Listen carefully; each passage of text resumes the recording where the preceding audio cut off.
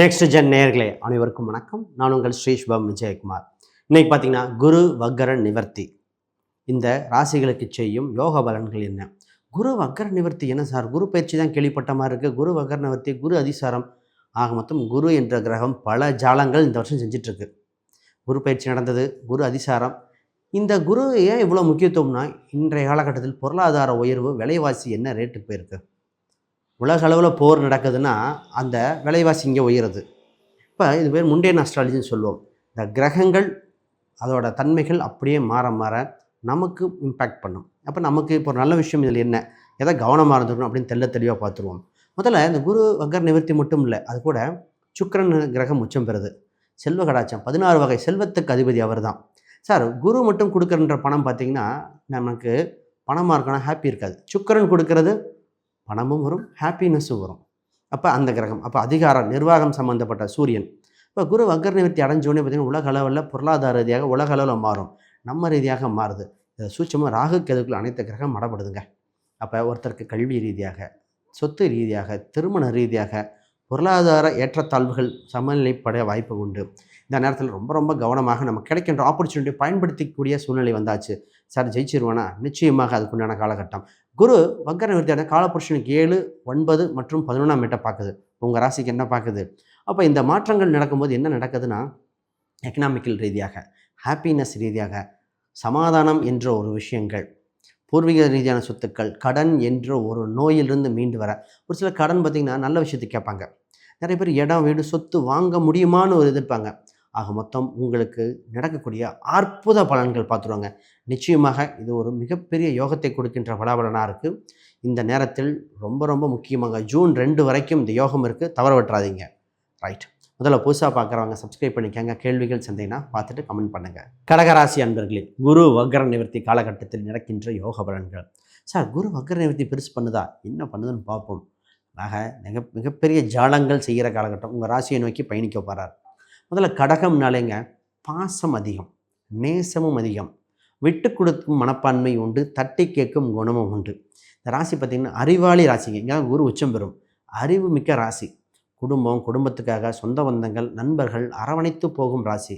ஆனால் இன்டெலிஜென்ட். இவங்ககிட்ட ஒரு சில விஷயங்கள் வந்து யூனிக்காக இருக்கும். அதாவது இவங்க செஞ்சால் நேர்த்தியாக பர்ஃபெக்டாக இருக்கும். விளையாட்டுத்தனமாகவே இருக்கிற மாதிரி இருக்கும், ஆனால் நேர்த்தி உண்டு.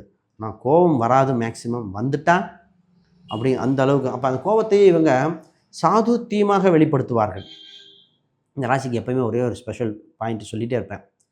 ஃபோனை கரெக்டாக அட்டன் பண்ணுறேன், வர ஃபோனை எடுத்து பேசிக்கின்ற சூழ்நிலை இருக்கிறவங்க ஜெயித்து கொண்டே இருப்பீர்கள். ஏன்னா அந்த ஃபோன் சம்மந்தப்பட்டு தான் கம்ப்ளைண்ட் வரும். ஃபோன் எடுக்கலை, தகவல் வரல சொன்னால். இந்த ராசி எப்பவுமே கொஞ்சம் சீக்கிரமாக எந்திரிச்சு ஏர்லியாக எந்திரிக்கிற ராசி நல்லா ஜெயிச்சிடும்.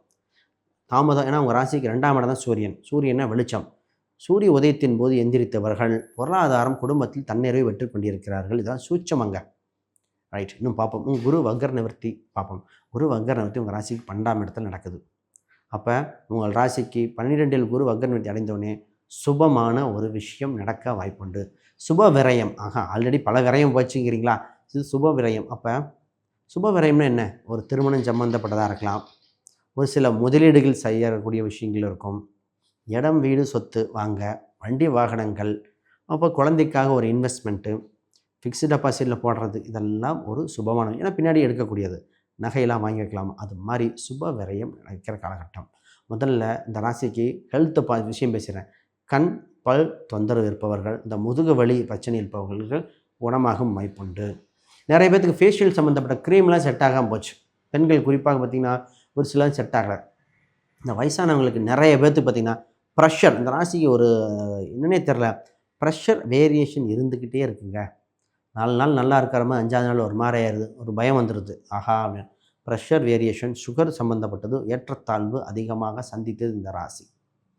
இதை விட ஹார்ட் சம்மந்தப்பட்டது வேரியேஷன் இருக்குமா? ஆக மொத்தம் ஒரு பயந்துட்டீங்க, அதை மாறுகிற வாய்ப்புண்டு. சார், கோயில் ரீதியாகவும் ஜாதக ரீதியாகவும் பார்த்துட்டு இந்த மருத்துவ முறையை மாற்றி வெற்றி பெற வாய்ப்புகள் உண்டு. அதை பார்க்க வேண்டிய சூழ்நிலை வந்து விட்டன. திருப்திகரமாக இருக்கும், உயிருக்கு பயம் இல்லை. சார், திருமணம் நடக்குமா? சார், உங்கள் ராசிக்கு நல்லா கவனிச்சுக்கோங்க. உங்கள் ராசிக்கு 7ஆம் இடத்தை குரு பகவான் சில நாளில் பார்க்க போகிறார். இப்போ திருமணம் சம்மந்தப்பட்ட பேச்சுவார்த்தைக்கு முன்னாடி ராகுக்கு எது பரிகாரம் செய்துவிட்டு பண்ணுங்கள். அதானே சார் ராகு கேது. ஏன்னா உங்கள் ராசிக்கு 2ஆம் இடத்துல கேது பகவான் இருக்கும்போது கோச்சார ரீதியாக ஒரு தடங்களை கொடுத்துக்கிட்டே இருக்குது. சார் பேச்சுவார்த்தை வரைக்கும் போது இல்லைங்கிறாங்க. பேச்சுவார்த்தை பத்திரிக்கை அடிக்கிற வரைக்கும் போய் நின்னது. இதெல்லாம் பார்த்தீங்கன்னா இந்த ராசிக்கும் சரி ஒரு சில ராசிக்கு இருக்குது. ஏன்னா கோச்சாரத்தில் குரு வக்கரம் நடந்து இப்போ தான் திருப்திகரமாக தடங்கள் எல்லாம் விலகி திருமண அமைப்பு கொடுக்கின்றன. இதில் திருமணத்துக்கு இந்த ராசியில் நிறைய பேர் செகண்ட் மேரேஜ் பற்றி கேட்டாங்க. பார்ட்னர்ஷிப் பிரேக்கேஜ் நிறைய பேருங்க. ஒன்றாவே இருந்தோம், நண்பர்களை சுற்றிட்டு இருந்தோம், திடீர்னு சங்கடம் வந்துருச்சு. கணவன் மனைவி சின்ன சொன்ன கோச்சிக்கிட்டாங்க, சமாதானப்படுத்துறதுக்குள்ள படாத பாடாகி போச்சு அப்படிம்பாங்க. ஆண் பெண் இருவரும். அப்போ ஒரு சில இதே சிந்தனைகள். இப்போ ராசிக்கு இடம் வீடு சொத்து சம்மந்தப்பட்டது மாறுதல். இடம் மாறுறேன், வீடு மாறுறேன், இது மாதிரி ஒன்று நடக்கும். அதை பார்த்துக்கங்க. நம்பர் 1. நம்பர் 2, சொந்த வீட்டை விட்டு வேறு வீடு மாற வேண்டிய சூழ்நிலை வர வாய்ப்பு உண்டு. அது பார்த்திங்கன்னா தொழில் ரீதியாக வேலை ரீதியாக இருக்கும். சார் வேலையில் பார்த்திங்கன்னா கவர்மெண்ட் சம்மந்தப்பட்ட எக்ஸாம் எழுத கரெக்டான நேரம். சார் கவர்மெண்ட் சம்மந்தப்பட்ட எக்ஸாம்ஸ் ப்ரிப்பேர் பண்ணிகிட்ருக்கேன், பேங்கிங் செக்டர் ப்ரிப்பேர் பண்ணுறேன், சென்ட்ரல் கவர்மெண்ட் பண்ணுறேன். குறிப்பாக ரயில்வேஸ் சம்மந்தப்பட்டதெல்லாம் நல்லா இருக்குமா சார், கிடைக்குமா சார்? பொதுவாக ஜாதக ரீதியாக பார்க்கும்போது கவர்மெண்ட் வேலை வாய்ப்பு இருக்கான்னு ஒரு ஜாதகத்தில் தெரிஞ்சிடும். நிறைய பேர் பார்த்திங்கன்னா படிச்சுட்டே இருப்பாங்க. நான் சொல்லுவேன், சார் உங்களுக்கு அந்த யோகம் இல்லை வேண்டான்னு சொல்லுவேன். கேட்க மாட்டாங்க. 5 வருஷம் கழிச்சு அந்த பையனுக்கோ பொண்ணுக்கோ பார்த்திங்கன்னா 27 28 வயசு ஆயிரும், போஸ்டிங் கிடைக்காது. அப்போ அடுத்து என்ன பண்ணலாம்பாங்க. அப்போ முதல்ல தெரிஞ்சுட்டா இப்படி இருக்கும். அதை பார்த்து பண்ணணுங்க. சரி ரைட்டு. சார் உங்கள் ராசிக்கு 8ஆம் இடத்துல இருக்கிற ராகு திடீர்னு ஆசையை தூண்டிகிட்ருக்கும்.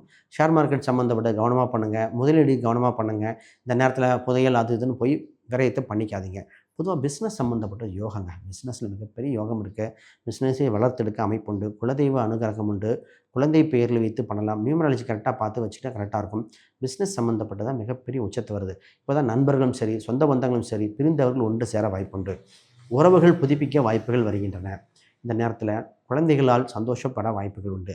குழந்தை கிடைக்குன்னு புத்திர தோஷம் அனுபவிச்சதுன்னா குழந்தைய பற்றி வருத்தம். இப்போ குழந்தை இருக்குது, குழந்தை சம்மந்தப்பட்ட சந்தோஷம் அப்படின்னு வருது. ஆக மொத்தம் இந்த நேரத்தில் நல்ல வாய்ப்பாக இருக்கிறது. உடல் நிலையும் சீராக்குங்கள், சொத்து சுகங்கள் வாங்குங்கள், நிறைய நல்லது இருக்குது. பூர்வீக ரீதியான பேச்சுவார்த்தை இப்போ தான் நடக்கும். பூர்வீக சொத்து, பூர்வீக சம்மந்தப்பட்டது பிரிக்கிறது, வீடு சம்மந்தப்பட்ட பராமரிப்பு, இந்த மாதிரிலாம் ஒரு சில நடக்கும். நிச்சயமாக உங்களுக்கு ஆதாயம் உண்டு. ஆண் பெண் யாராக இருந்தாலும் இந்த நேரத்தில் ஜெயிக்க வேண்டிய காலகட்டம். ஜெயித்து விடுங்கள். உங்களுக்கு வேறு கேள்விகள் சந்தேகம்னா கீழே கமெண்ட் பண்ணுங்கள்.